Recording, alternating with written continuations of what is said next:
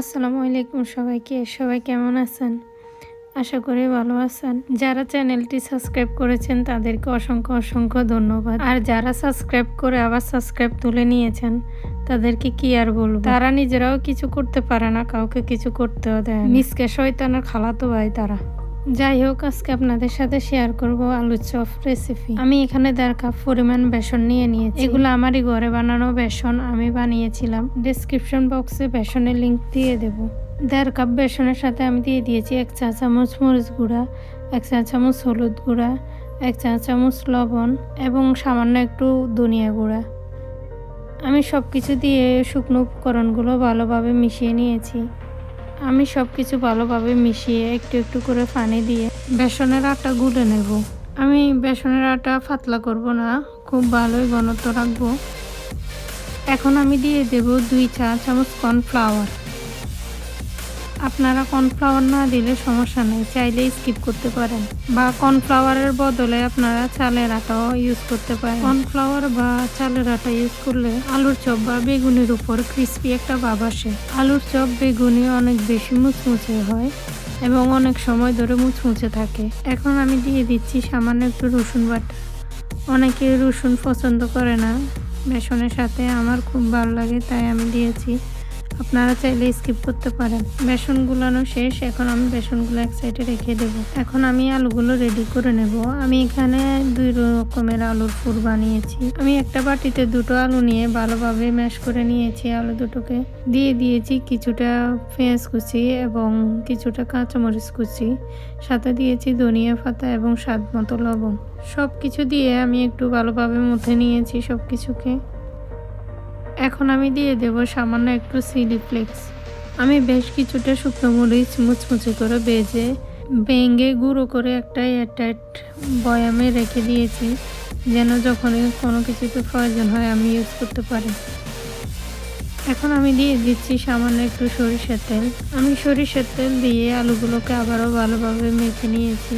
আলুগুলোকে ভালোভাবে মেখে এখন আমি রেখে দেবো এক সাইডে। আমি এখন আরেকটা আলু রেডি করে নেব। আমি আবারও একটা বাটি নিয়ে তাতে নিয়ে নিয়েছি 2টি আলু। আমি আলুগুলোকে আবারও ভালোভাবে ম্যাশ করে নিচ্ছি। আমি আলুর সাথে দিয়ে দিয়েছি পেঁয়াজ বেরেস্তা এবং দিয়ে দিচ্ছি স্বাদ মতো লবণ, আর দিয়ে দিচ্ছি সামান্য একটু চিলি ফ্লেক্স। এখন আমি সব কিছু একটু ভালোভাবে মিশিয়ে নেব। মেশানো হয়ে গেলে এখন আমি অ্যাড করব ধনিয়া পাতা, সাথে দেব সামান্য একটু সরিষার তেল। এখন আমি সব কিছু আবারও ভালোভাবে মেখে নেব। মাখানো হয়ে গেলে আমি দোনো রকমের আলুর পুর আর আমি 3টা ডিম সিদ্ধ করে নিয়েছি, সব কিছু একসাথে একটা প্লেটে তুলে নিয়েছি। আমি আলুর ভর্তাগুলোকে হাত দিয়ে সমান সাইজে গোল গোল করে নেওয়ার চেষ্টা করতেছি আলুর চপে শেপ দেওয়ার জন্য। আমি কিছুটা আলু হাতে নিয়ে একটা ডিমের অর্ধেকের সাথে আলুগুলোকে সমান করে গোল করে নিচ্ছি ডিমের চপ বানানোর জন্য। আমি সবগুলো ডিমকেই 2 রকমের ভর্তার সাথে সমানভাবে এরকম গোল গোল করে বানিয়ে নেব। আমি 2-3টা চপ চিজ দিয়েও বানিয়েছি, জানি না কিভাবে ভিডিওটা স্কিপ হয়ে গিয়েছে, ওইটা ভিডিওতে আসেনি, আমি হয়তো ক্যামেরা অন করতে ভুলে গিয়েছি। যাই হোক, এখন আমি সবগুলোকে সেমভাবে গোল করে নেওয়ার পরে বেসনে চুবিয়ে নেব।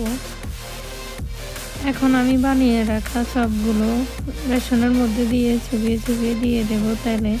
আর আমি আগে থেকে চুলাতে একটা তেলের কড়াই বসিয়ে দিয়েছি। তেল গরম হয়ে গেলে এখন তেলে দিয়ে দেব চপগুলো ভাজার জন্য।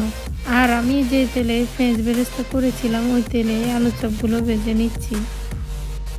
আমি বেশ কিছুক্ষণ আলু চপগুলো এবং ডিমের চপগুলো তেলে উল্টে পাল্টে ভেজে তুলে নিচ্ছি।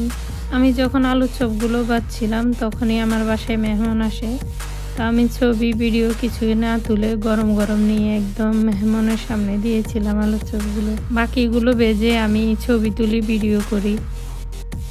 তো এই তো আমার আলু চপগুলো রেডি, দেখতে পাচ্ছেন কতটা সুন্দর হয়েছে মাশাআল্লাহ। তো সবাই আমার জন্য দোয়া করবেন, ভালো থাকবেন, সবাই আলুর চপ খেতে থাকেন। আমি চলে যাচ্ছি, আল্লাহ হাফেজ।